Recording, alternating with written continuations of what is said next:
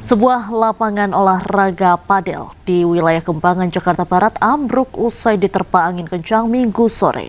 Pengunjung yang tengah berolahraga pun panik berhamburan menyelamatkan diri.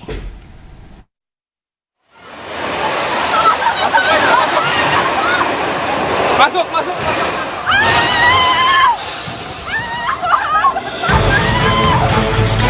Sebuah lapangan padel di kawasan Meruya, Kembangan, Jakarta Barat roboh pada Minggu sore.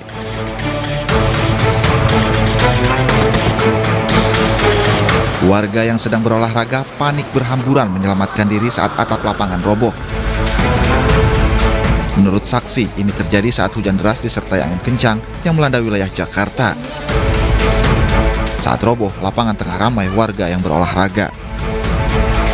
Rame. Orang rame di dalam, pada main terus turun mbak gitu saya.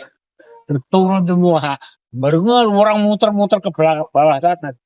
Berarti panik langsung Pak ya di situ ya? Panik mah, kalau rubuh semua kan orang, waduh, mau loncat ke sana nggak bisa loncat. Akhirnya saya naik ke sana.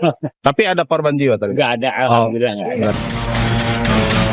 Usai kejadian, tim Inafis dari Polres Metro Jakarta Barat langsung melakukan penyelidikan. Dari Jakarta, Miftahul Gani, iNews melaporkan. Pemirsa, sebuah kendaraan mewah Lexus tertimpa pohon tumbang di kawasan Pondok Indah, Jakarta. Akibatnya pengendara mobil tersebut tewas.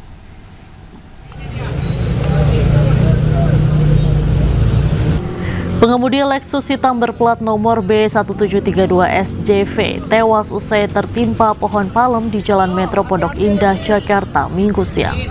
Warga yang berada di lokasi langsung mengevakuasi korban, kemudian dievakuasi ke rumah sakit terdekat. Menurut saksi, insiden terjadi sekitar pukul 14 waktu Indonesia Barat. Saat itu hujan deras disertai angin kencang dan sebabkan pohon palem tumbang.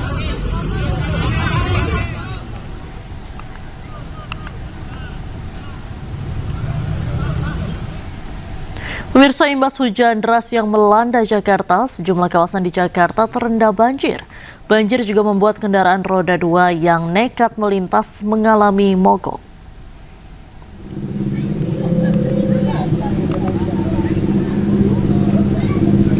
Hujan deras yang mengguyur kawasan Jakarta siang tadi menyebabkan sebagian wilayah tergenang banjir seperti yang terjadi di ruas Jalan Basoka Raya Joglo, Jakarta Barat.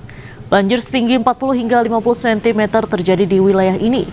Untuk menghindari banjir, pengguna kendaraan terpaksa memutar arah kendaraannya. Buruknya sistem drainase air diduga menjadi penyebab debit air hujan tertampung hingga menutupi ruas jalan.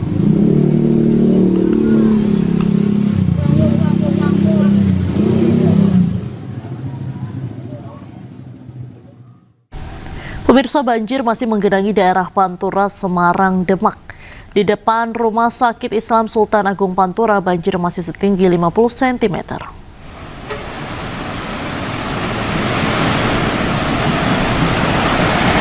Meski demikian, di hari keempat banjir mulai terlihat surut.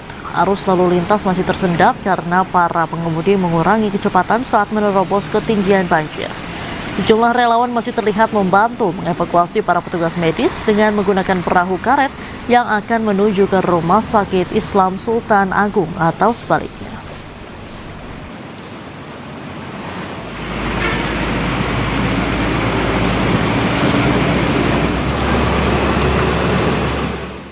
Untuk informasi terkini kita bergabung dengan Doni Mahendra di Jalan Kaligawe, Gayam Sari, Kabupaten Semarang.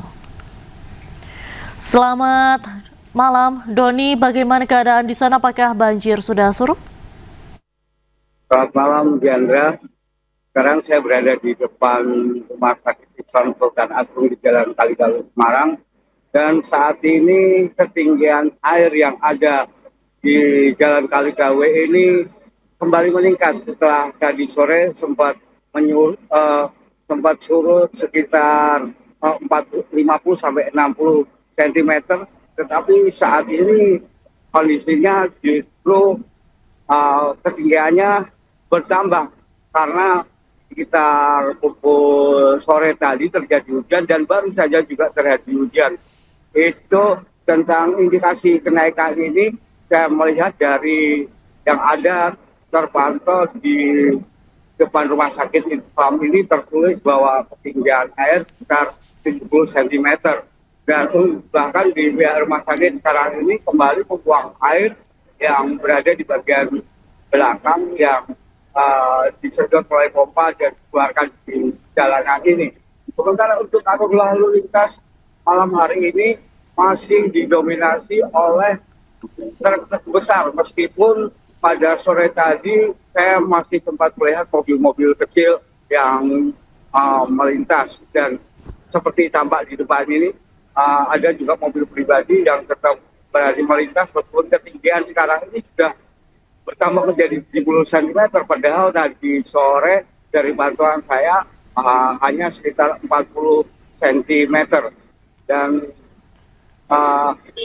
lalu lintas seperti tampak di depan tetap saja karena harus melambat di melalui air ini, jadi tetap saja terjadi antrean meskipun tidak sepanjang pada hari pertama, hari kedua, atau pada saat terjadinya banjir saat ini. Sejumlah relawan juga berada di tempat ini. Mereka dengan sukarela mengantarkan para pasien ataupun penjenguk pasien yang akan keluar masuk di rumah sakit ini, karena memang meskipun tidak terlalu jauh jaraknya, hanya sekitar 150 meter untuk sampai ke tempat yang lebih kering, namun bagi lansia ataupun bagi perempuan memang cukup menyulitkan, sehingga para relawan ini dengan sukarela membantu warga. Diandra. Baik, sementara itu untuk pompa di sana apakah dikerahkan untuk menyedotkan air? Ya, kalau untuk pompa memang dikerahkan, yaitu di rumah pompa Kali Tenggang dan rumah pompa di Kali Seringin. Seperti informasi yang sebelumnya, memang ada tambahan untuk pompa, yaitu berupa mobil pompa yang diperbantukan untuk menyedot air. Namun memang karena kendalanya adalah dari 6 pompa itu yang ada di rumah pompa, hanya 2 yang berfungsi, sehingga saat ini tidak begitu maksimal untuk penyedotan air untuk dibuang ke laut. Diandra. Baik, terima kasih Doni melaporkan langsung dari Semarang, Jawa Tengah. Selamat kembali bertugas. Pemirsa, banjir masih menggenangi jalur Pantura Demak Semarang. Kendaraan sempat terjebak macet. Sementara hujan deras sejak Rabu membuat sejumlah daerah di kota Samarinda terendam banjir. Ratusan rumah terendam banjir hingga ketinggian 60-70 cm.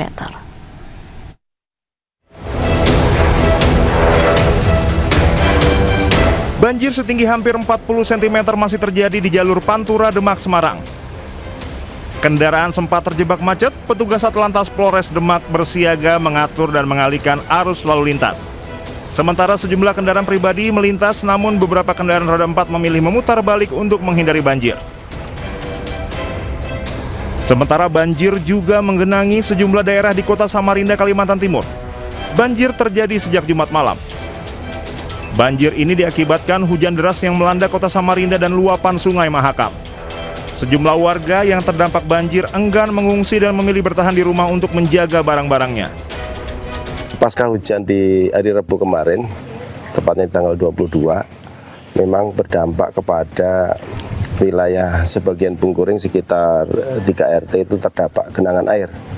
Ini memang dari indikator yang ada di TMA Benanga memang menunjukkan kenaikan sekitar 8,05.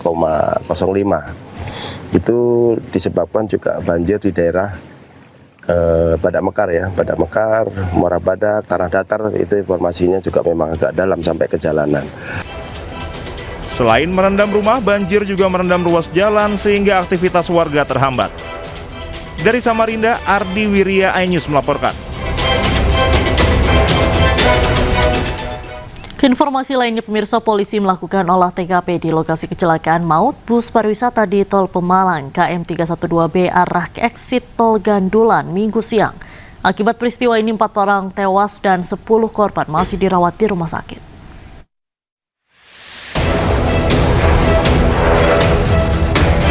Pasca kecelakaan maut bus pariwisata di tol Pemalang KM 312B, tim gabungan dari Satlantas Polres Pemalang, Ditlantas Polda Jawa Tengah, dan Korlantas Polri langsung melakukan olah tempat kejadian perkara. Aparat kepolisian melakukan traffic accident analysis atau TAA untuk mengetahui kronologi peristiwa, mulai dari awal bus mengalami gangguan hingga berhenti. Polisi juga menggunakan 3D scanner dan drone untuk memindai sejumlah titik lokasi kecelakaan.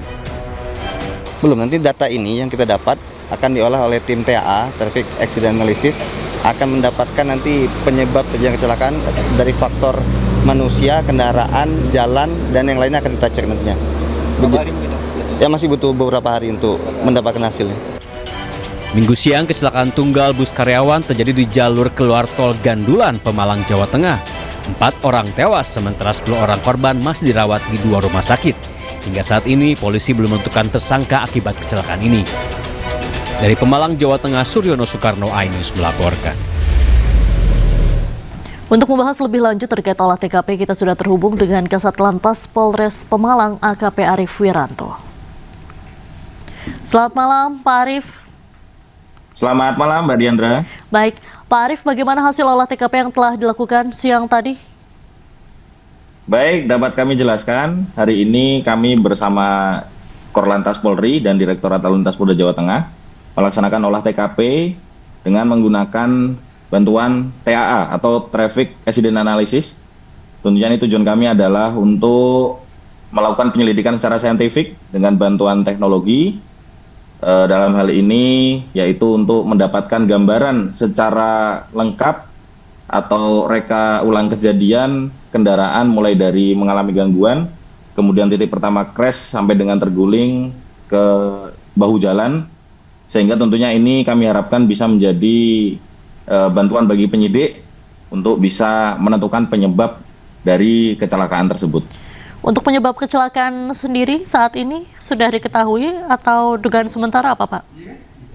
Masih kami lakukan pendalaman, Mbak. Jadi tentunya untuk penyebab apakah itu murni dari pengemudi atau adanya faktor dari kendaraan yang menyebabkan terjadinya kecelakaan, ini masih kami dalami. Kami tentunya berusaha untuk semaksimal mungkin agar penyebab terjadinya kecelakaan bisa kami ketahui dan melakukan tindak lanjut dalam penanganan kasus ini. Baik, untuk korban yang mengalami luka sendiri saat ini kondisinya seperti apa, Pak Arief? Baik, dapat kami jelaskan sampai dengan saat ini untuk korban yang masih dirawat di rumah sakit ada 10 orang, dirawat di 2 rumah sakit yang berbeda di Kabupaten Pemalang. Untuk 1 korban luka berat saat ini kondisinya masih dalam penanganan intensif di ICU. Kemudian untuk yang lain, untuk luka ringan dan perawatan terpantau sudah membaik, dan kami selalu memantau kondisi para korban untuk memastikan bahwa pihak medis memberikan penanganan yang terbaik pada para korban. Baik, sejauh ini sudah ada berapa saksi, Pak Arief, yang diperiksa?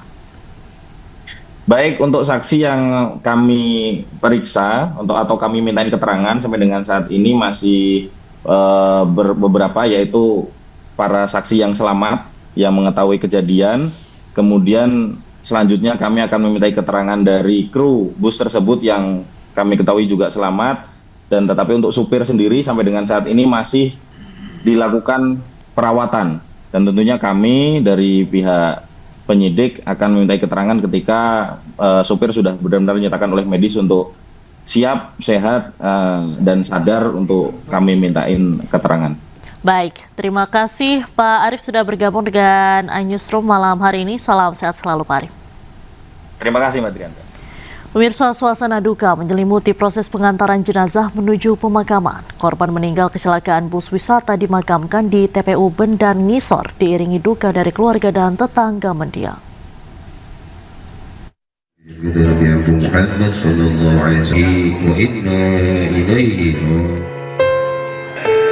Di antar doa dan duka, Endah Ciptaningrum 51 tahun dimakamkan di Jalan Keranji, Bendan Ngisor, Semarang. Endah menjadi satu dari 4 korban kecelakaan maut bus wisata Kandang Kinasi yang terjadi di Jalan Tol Pemalang Brebes.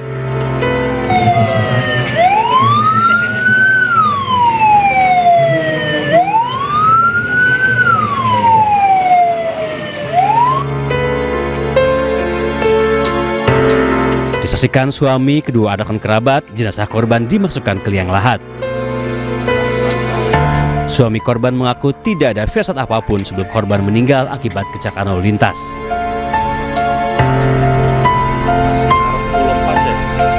Kecelakaan tunggal bus karyawan terjadi di jalur keluar tol Gandulan, Pemalang, Jawa Tengah. 4 orang tewas, sementara 10 orang korban masih dirawat di 2 rumah sakit. Tim Liputan iNews melaporkan. Sebuah bus wisata yang mengangkut rombongan warga asal Semarang yang akan berwisata ke Guci, Tegal mengalami kecelakaan di Jalan Tol Pemalang KM 313 jalur B Sabtu siang. Akibat kecelakaan tersebut, 4 orang meninggal dunia dan 19 penumpang lainnya mengalami luka-luka. Nublek, mohon bantuan nih. Aku nggak tega ya Allah. Pas ngarep pulau pas ya.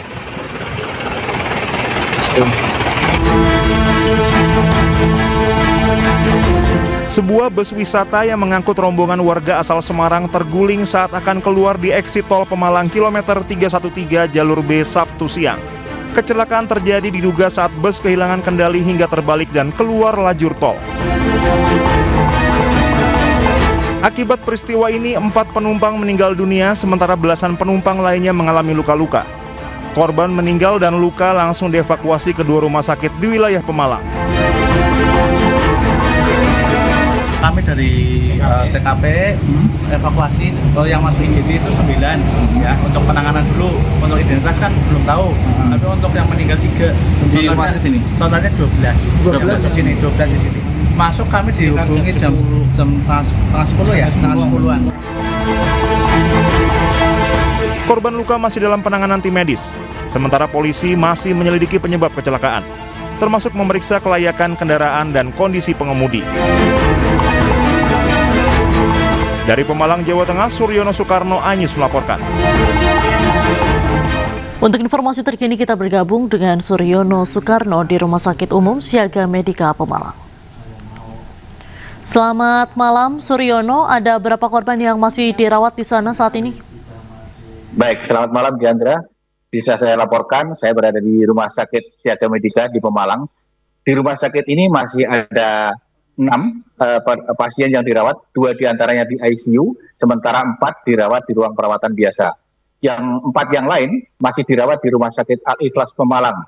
Dan yang di Al-Ikhlas ini masih 1 dirawat di ICU. Ada kemungkinan untuk dirujuk, namun sampai malam ini belum mendapatkan rujukan ke Karyadi Semarang. Untuk yang di RSI Siaga Medika ini, kedua yang ada di ICU kondisinya juga sudah sadar, namun tidak ada upaya untuk rujukan. Kondisi semua pasien mulai membaik, namun kemudian masih perlu diadakan pemantauan lebih lanjut oleh tim medis maupun dokter yang berada di sini. Dari 6 ini, sebelumnya ada 13 yang berada di Rumah Sakit Siaga Medika, 3 meninggal, kemudian 10 sempat dirawat, dan 4 bisa rawat jalan, kemudian jenazah juga sudah dipulangkan. Jenazah yang 1 lagi di Rumah Sakit Prima Medika, sehingga 4 jenazah itu sudah dipulangkan ke keluarga masing-masing, namun yang 6 masih dirawat di rumah sakit ini dengan kondisi sekarang sudah mulai membaik. Demikian Mbak Diandra. Baik, sementara itu untuk mayoritas pasien atau korban ini kondisinya seperti apa? Ya, kalau melihat dari gambaran di perawatan, mereka luka-lukanya di bagian tubuh bagian atas, namun ada juga yang kaki. Untuk yang luka di ICU ini kondisinya memang mengalami fraktur atau patah tulang. Kemudian sopir berada di rumah sakit ini, sopir Joko Lupito ini berada di rumah sakit ini, namun belum bisa untuk dimintai keterangan karena kondisinya juga lumayan parah, dan sampai saat ini juga masih dalam pemantauan dari tim medis rumah sakit ini. Untuk yang di perawatan biasa, sebagian luka di kepala dan luka-luka ringan, namun di sebagian tubuh, namun tidak membahayakan. Demikian Mbak Diandra. Baik, terima kasih Suryono melaporkan langsung dari Pemalang, Jawa Tengah. Selamat malam, selamat kembali bertugas. Pemirsa, kita ke informasi lainnya. Sebuah kapal tugboat tenggelam di perairan Pulau Seliu, Kabupaten Belitung, Bangka Belitung. 7 ABK berhasil dievakuasi, sementara 1 orang meninggal dunia.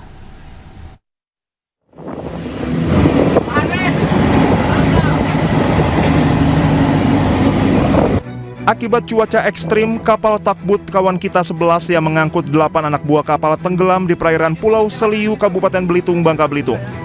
7 ABK berhasil dievakuasi dalam kondisi selamat, sedangkan 1 lainnya bernama Slamet Riyadi meninggal dunia. Proses evakuasi korban berlangsung dramatis di tengah cuaca ekstrim. Kendati demikian, jenazah korban berhasil diangkat tim SAR gabungan. Tenggelamnya Takbut Kawan Kita 11 diduga akibat kerusakan pada lambung kapal akibat benturan karang usai dihantam ombak saat cuaca ekstrim. Melakukan evakuasi terhadap kapal TB Kawan Kita 10 yang mengalami kebocoran lalu tenggelam di perairan Seliu, Belitung. Salah satu ABK korban, salah satu ABK kapal TB Kawan Kita meninggal dunia dan jasad kami bawa ke RSUD Tanjung Pandan. Jenazah korban kini berada di RSUD Tanjung Pandan untuk proses identifikasi lebih lanjut. Sementara 7 kru lainnya menjalani pemeriksaan medis termasuk trauma healing pasca kejadian. Dari Belitung, Bangka Belitung, Haryanto Ainus melaporkan. Jadi laka di jembatan Suramadu arah Madura. Gara-gara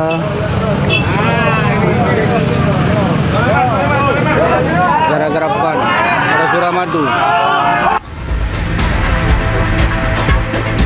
Kecelakaan antara 2 truk box terjadi di jembatan Suramadu, Bangkalan, Jawa Timur Minggu dini hari.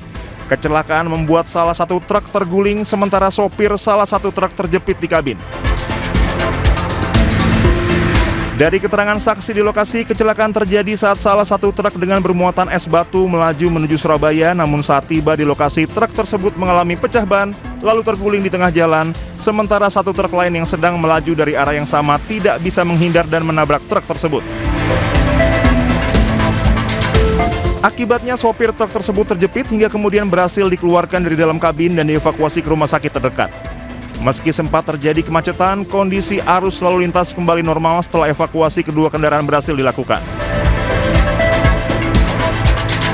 Kejadian bermula karena truk box yang sedang mengalami pecah ban berhenti di bentang tengah Suramadu, kemudian disusul dengan kendaraan di belakangnya yang menabrak dari belakang dan menjadi kemacetan sesaat setelah kejadian. Hingga kini kecelakaan masih dalam proses penanganan unit Gakum Satlantas Polres Bangkalan. Dari Bangkalan, Jawa Timur, Taufik Syahrawi Anyus melaporkan. Kita ke informasi lain pemirsa, pasca anjloknya kereta Purwojaya di Bekasi, Jawa Barat, kini jalur rel antara stasiun Kedung Gede Lemah Abang bisa dilalui. Namun dampak evakuasi beberapa perjalanan kereta jarak jauh terganggu, bahkan terdapat pembatalan keberangkatan.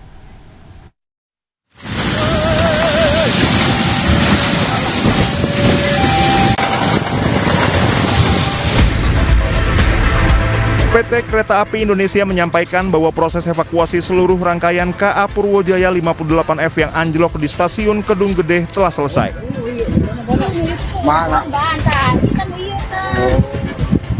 Para pelanggan kereta yang terdampak dipastikan telah mendapatkan layanan kompensasi sesuai ketentuan yang berlaku, baik berupa servis recovery maupun pengaturan perjalanan lanjutan. Namun dampak dari evakuasi Purwojaya, sejumlah perjalanan kereta jarak jauh terganggu jam keberangkatannya. Mau gimana lagi ya, posisinya memang sudah terlanjur beli tiket dan memang tidak ada pembatalan.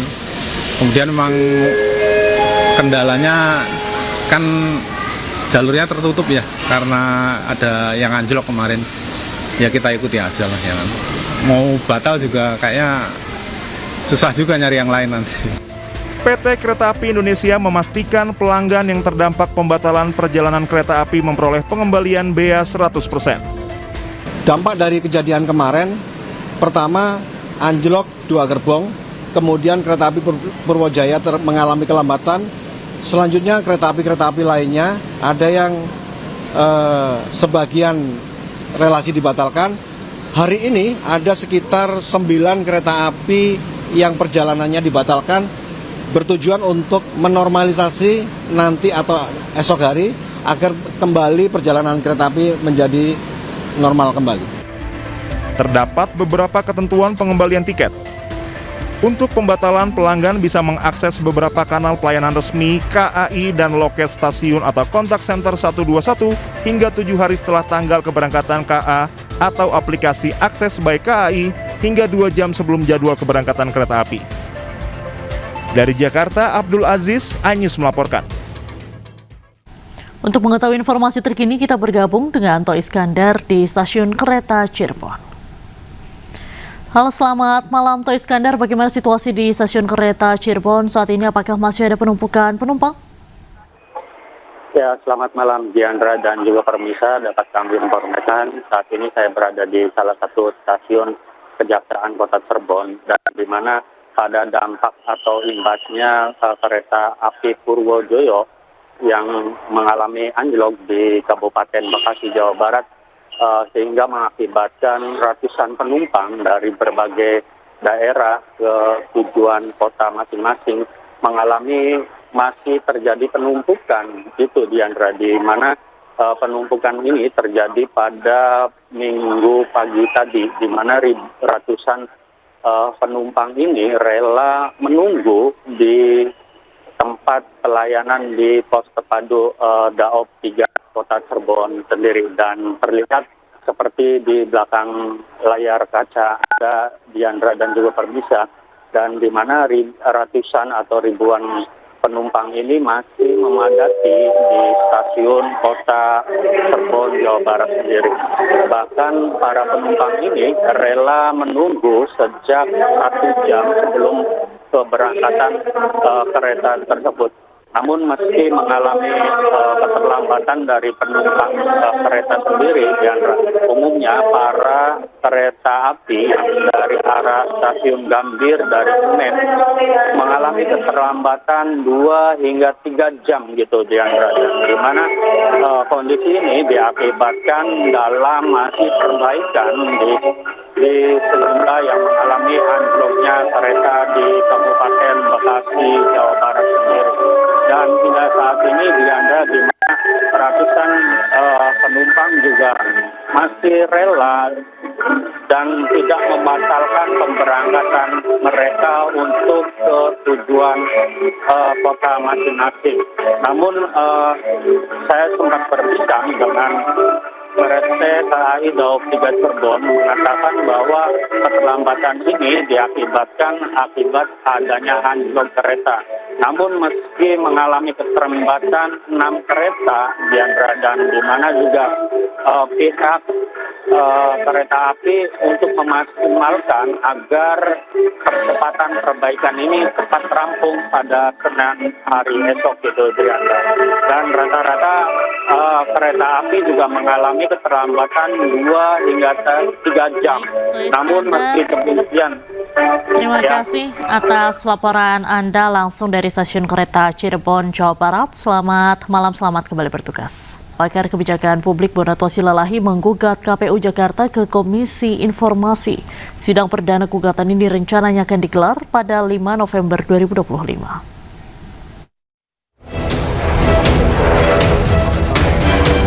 Pakar Kebijakan Publik Bonatwasi Lalahi bersama rombongan mendatangi kantor Komisi Informasi Jakarta. Kedatangan mereka untuk menggugat KPU Jakarta terkait kasus ijazah Jokowi. KPU DKI Jakarta adanya bagian-bagian yang 9 item disembunyiin ya. Jadi kita mau bermohon ke KI supaya itu tidak ada. Nah, ternyata tidak ada hasil uji konsekuensi yang dikasih tunjuk. Nah, jadi kita di sini bermohon supaya Majelis Komisi Informasi mengabulkan agar dibukakan karena tidak sesuai dengan Undang-Undang KIP dalam hal penghapusan ya. Mereka melakukan penghapusan bukan penghitaman. Gugatan telah diterima Komisi Informasi. Sidang perdana gugatan ini rencananya akan digelar pada 5 November 2025. Sebelumnya, pakar telematika Roy Suryo dan pakar kebijakan publik Bonatwasi Lalahi mendapat salinan ijazah Presiden ke-7 RI Joko Widodo dari KPU RI. Roy mengaku menemukan keanehan setelah melihat ijazah tersebut.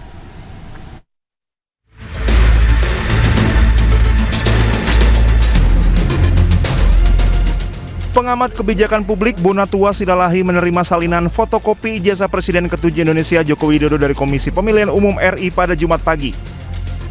Salinan tersebut digunakan Jokowi saat mencalonkan diri sebagai presiden pada 2014. Bonatua menjelaskan salinan ijazah yang diterima ini masih ada bagian yang tertutup. Ia pun mempertanyakan alasan sejumlah informasi di salinan ijazah Jokowi ditutup. Yang diberikan itu adalah fotokopi terlegalisir, ini apa ya, fotokopi dari fotokopi. Jadi ini agak beda dengan 2019, ternyata 2014 itu semua masih manual. Jadi peserta memberikan fotokopinya, fotokopi terlegalisir dari universitasnya, lalu disimpan oleh KPU, dan KPU memfotokopinya, inilah yang dikasih ke saya. Sementara pakar telematika Roy Suryo mengaku menemukan keanehan setelah melihat dokumen tersebut. Menurut Roy, ijazah milik Jokowi yang diterbitkan Universitas Gadjah Mada palsu. Roy menambahkan dokumen ini akan dijadikan bukti baru untuk diserahkan kepada Barreskrim Polri.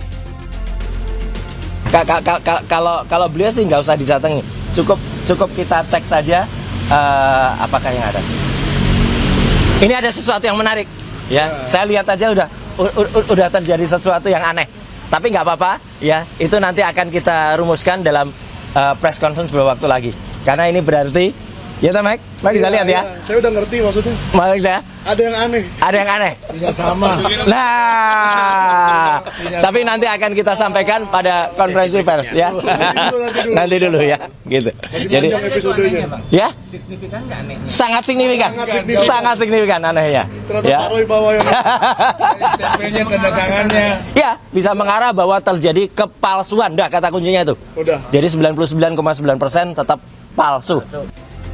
Roy Suryo dan kawan-kawan saat ini tengah mengumpulkan sejumlah salinan ijazah Jokowi yang digunakan dalam beberapa pemilihan umum yang diikuti Jokowi. Mereka sudah mendapatkan salinan ijazah Jokowi terlegalisir mulai dari yang digunakan saat Pilkada 2010 di Solo, Pilkada DKI Jakarta 2012, dan Pilpres pada 2014 serta 2019. Dari Jakarta, Amrina Rida, Julkarnain Tri Julianti, iNews melaporkan. Pemirsa, mediasi antara peneliti kebijakan publik Bonatua Silalahi melawan Arsip Nasional RI terkait ijazah Jokowi digelar Kamis 23 Oktober lalu. Mediasi ini berakhir deadlock atau tanpa kesepakatan.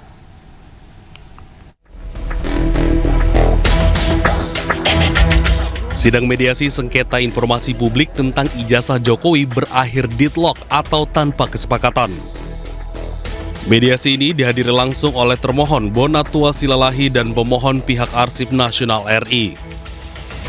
Bonatua menjelaskan bahwa yang menjadi objek sengketa bukanlah sosok orangnya, melainkan ijazah Jokowi.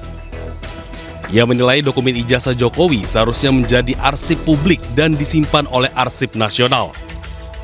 Dipermasalahkan bukanlah tindak pidana, bukanlah orangnya, tapi ijazahnya. Dan itu lebih tepatnya memang di Komisi Informasi. Jadi salah satu tujuan saya adalah meminta ijazah arsip dari Bapak Presiden Republik Indonesia ke-7, kebanggaan kita ya, sehingga semua bangsa bisa melihat ijazah itu. Sidang sengketa ini mempermasalahkan dokumen ijazah Joko Widodo yang menurut Bonatua harus disimpan oleh Arsip Nasional. Meski demikian, hingga kini Arsip Nasional tak memiliki dokumen tersebut karena masih berada di Komisi Pemilihan Umum. Dari Jakarta, Nata Arman, Rama Romadona, iNews melaporkan.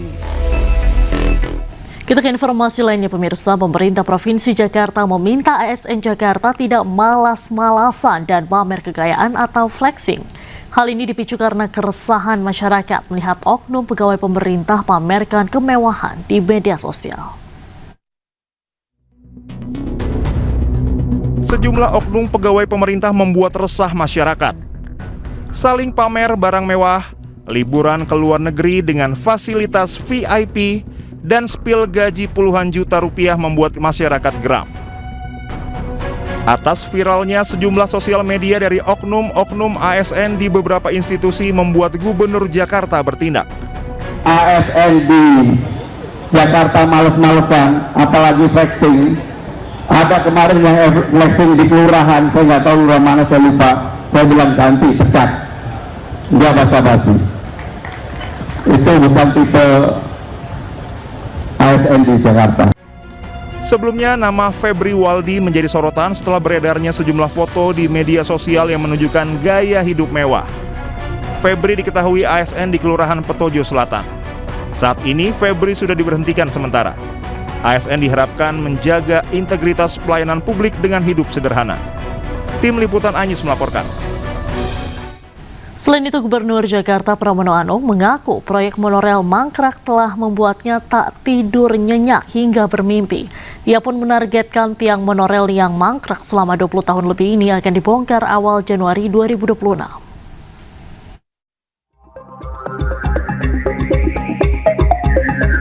Pemerintah Provinsi Jakarta mengungkapkan komitmennya untuk membereskan tiang-tiang proyek monorel yang mangkrak hampir 2 dekade ini. Proyek kereta monorel pertama kali dimulai pada 2004. Pada 2007, proyek ambisius ini terhenti di tengah jalan akibat berbagai persoalan mulai dari sengketa aset, masalah pembiayaan hingga keraguan kelayakan ekonomi. Mangkraknya proyek monorel ini pun membuat Gubernur Jakarta Pramono Anung tak bisa tidur nyenyak, bahkan kerap bermimpi. Sampai hari ini monorel itu tidak terselesaikan. Sudah 8 gubernur. Maka saya bilang sama balai kota, saya yang begini-begini membuat saya tidur gak nyenyak. Mimpi saya tentang monorel. Maka saya ingin selesaikan. Pramono menargetkan pembersihan proyek tiang monorel di sepanjang Jalan HR Rasuna Said, Jakarta Selatan pada awal Januari 2026. Ia pun mengaku telah mendapat dukungan dari Kejaksaan Tinggi Jakarta hingga KPK untuk proses pembersihan ini. Dari Jakarta, Tim Liputan iNews melaporkan. Presiden Amerika Serikat Donald Trump memuji Presiden Prabowo Subianto atas perannya dalam mendukung perdamaian di Gaza. Trump pun menyebut Prabowo sebagai sahabatnya yang punya peran luar biasa. A very strong agreement. We have 59 countries involved. And we have numerous of them right here at this table. Like, as an example, Indonesia, my new friend. Thank you very much for helping. We appreciate it. I want to thank Malaysia and Brunei as well as my friend, President Prabowo of Indonesia, for their incredible support of these efforts to secure the new day for the Middle East. It really is a new day. There's never been a period of time like this. The Middle East will have peace after 3,000 years. This is a very strong peace. It's going to be an everlasting peace. Presiden Prabowo Subianto menghadiri rangkaian KTT ke-47 ASEAN di Kuala Lumpur, Malaysia. Pada penyelenggaraan KTT kali ini tidak hanya mencakup KTT ASEAN saja, tetapi juga KTT bersama sejumlah mitra ASEAN.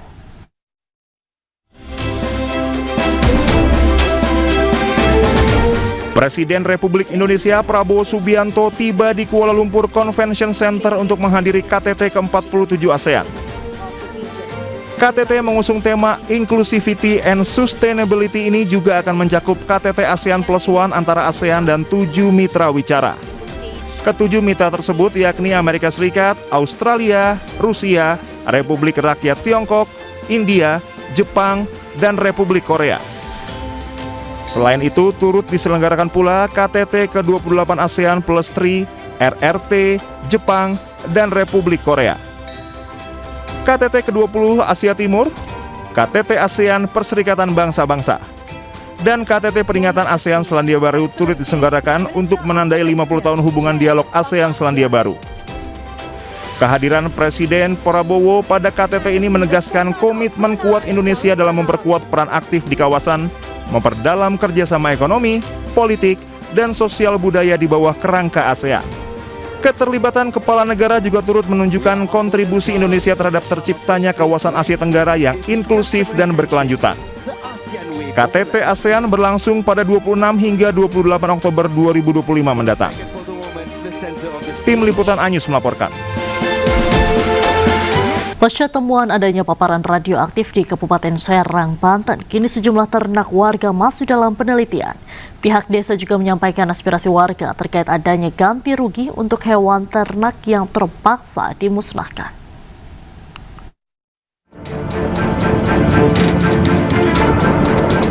Situasi di Desa Sukatani, Kecamatan Cikande, Kabupaten Serang masih dalam pengawasan ketat pasca temuan paparan radioaktif di lingkungan warga. Sejumlah ternak warga yang berada di zona merah sudah diperiksa. Sebagian lagi dibawa ke laboratorium untuk uji sampel. Hingga kini belum ada keputusan untuk pemusnahan ternak. Seluruh proses masih menunggu hasil pemeriksaan resmi dari tim teknis BRIN dan Bapeten serta arahan dari pemerintah Kabupaten Serang. Ternak liar seperti kucing, anjing itu tidak masalah. Kalau ternak yang diternak untuk menghasilkan uang bagi warga itu mungkin mereka akan meminta ganti rugi, Pak. Tapi yang Bapak tahu selama ini di lapangan seperti apa, Pak? Sementara ini ya aman-aman aja, ternak ya masih diberi pakan sama yang punyanya gitu ya. Ada sebagian yang dibawa gitu ternak. Terkait ternak produktif milik warga, pihak desa sudah menyampaikan aspirasi adanya ganti rugi jika terbukti terkontaminasi dan tidak lagi bisa dimanfaatkan. Warga juga diimbau untuk tidak mengkonsumsi atau menjual hasil ternak sebelum ada hasil resmi dari pemeriksaan laboratorium. Dari Serang, Banten, Mahesa Apriandi, iNews melaporkan.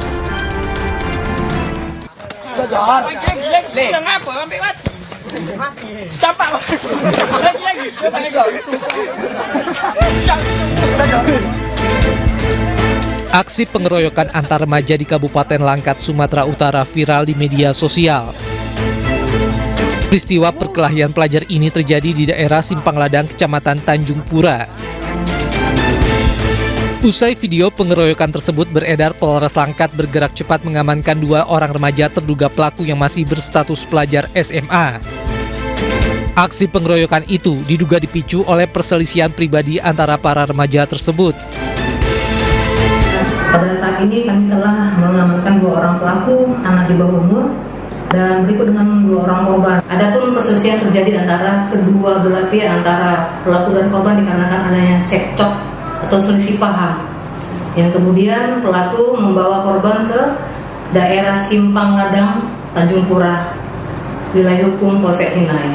Dapat kami tambahkan juga bahwasannya dalam pemeriksaan ini kita juga sudah memanggil kedua orang tua baik dari pihak pelaku, pihak korban maupun saksi yang hadir pada saat terjadi perselisihan antara pelajar tersebut.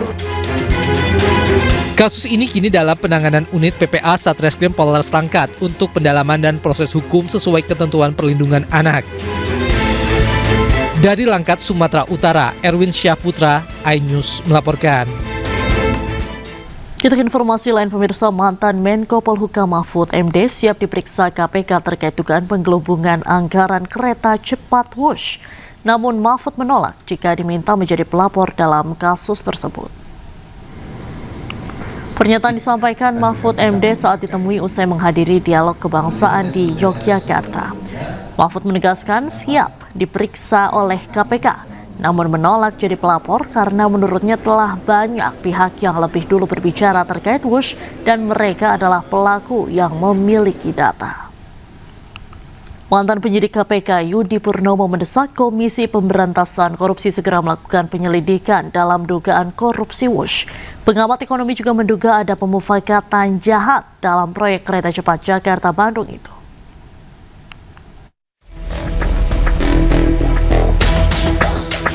Dugaan korupsi kereta cepat Jakarta-Bandung atau WUS mencuat ke publik. Mantan penyidik KPK Yudi Purnomo menilai dugaan korupsi tersebut layak diselidiki. Yudi juga mendorong KPK segera melakukan penyelidikan. Anda menilai bahwa ini ada indikasi korupsi? Indikasi kan? Iya. Yakin. Yakin? Nah, sekarang... Dan ini layak diselidiki? Layak lah. Sekarang mengapa saya yakin? Kita tahu bahwa suatu kasus korupsi itu tidak dilakukan dengan sengaja. Dia pasti ada yang namanya perencanaan. Ya, apa yang terjadi ya di saat akibatnya itu sebenarnya sudah ditentukan dari awal. Pengamat ekonomi Antoni Budiawan juga berpandangan ada pemufakatan jahat dalam proyek kereta cepat Jakarta-Bandung ini. Yang sekarang terjadi adalah diubah belakangan. Diubah belakangan. Artinya ini kamuflase. Artinya itu bahwa ini awalnya aja Anda menangkan, nanti kita rubahlah, nanti saya kasih jaminan lah, kan begitu kan? Artinya dalam bahasa hukum ada pemufakatan jahat. Tidak Itu pada dia. saat desolen, tetapi kemudian temponya berikutnya. Dalam perjalanannya ada perubahan. Proyek kereta cepat dibangun di era pemerintahan Presiden ke-7 RI Joko Widodo. Kereta cepat Jakarta-Bandung kini menimbulkan polemik karena utang membengkak yang mencapai 116 triliun rupiah. Tim Liputan iNews melaporkan. Kita ke informasi lain pemirsa, Menteri Keuangan Purbaya Yudi Sadewa mengaku menggunakan jasa hacker atau peretas untuk membereskan masalah sistem Cortex. Purbaya menyebut para hacker yang direkrut berasal dari Indonesia dan memiliki reputasi global.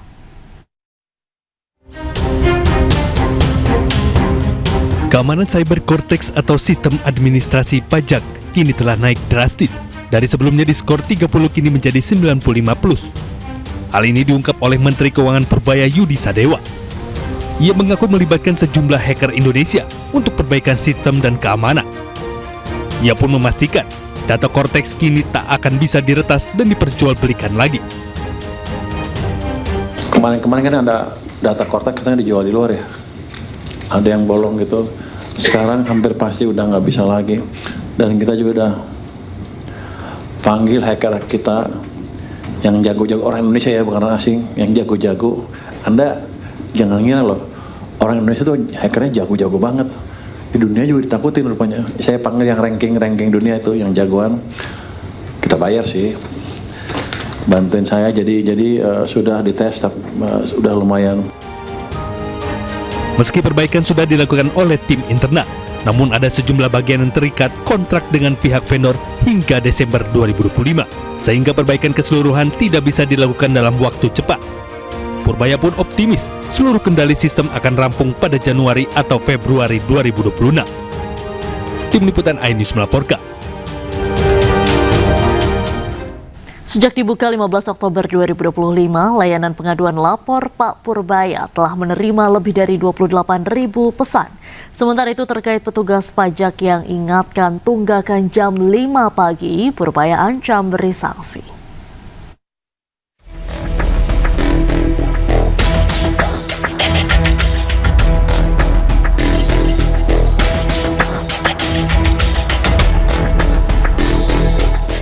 Menteri Keuangan RI Purbaya Yudi Sadewa menyatakan bakal turun langsung memantau progres penanganan aduan masyarakat melalui pesan singkat di Lapor Pak Purbaya. Hingga 20 Oktober pukul 8 pagi, total laporan yang masuk mencapai 28.390 pesan.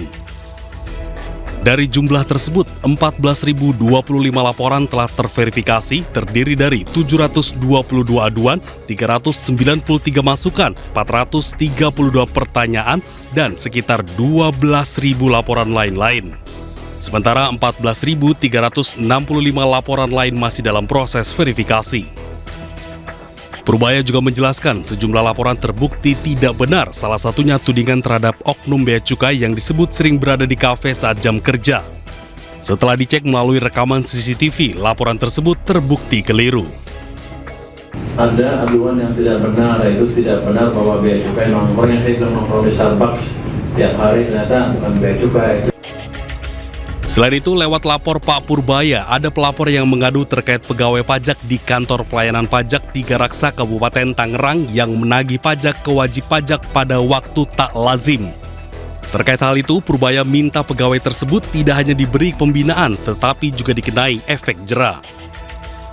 Tindakan yang dilakukan adalah akan bersifat mengingatkan tunggakan pajak sebesar 300.000 kepada wajib pajak pada waktu yang tidak wajar, yaitu pukul 5.41 pagi, dan mengancam akan mencabut status sebagai pengusaha kena pajak. Setelah klarifikasi kepada AR disebabkan karena beban kerja yang sangat tinggi dan takut lupa. Terakhir yang bersangkutan akan dilakukan pembinaan terkait komunikasi yang patuh terhadap wajib pajak. Nah, masuk akal.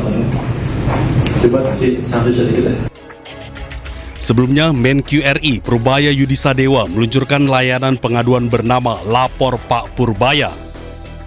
Layanan ini merupakan sarana masyarakat untuk sampaikan keluhan atau kendala terkait bea cukai dan pajak.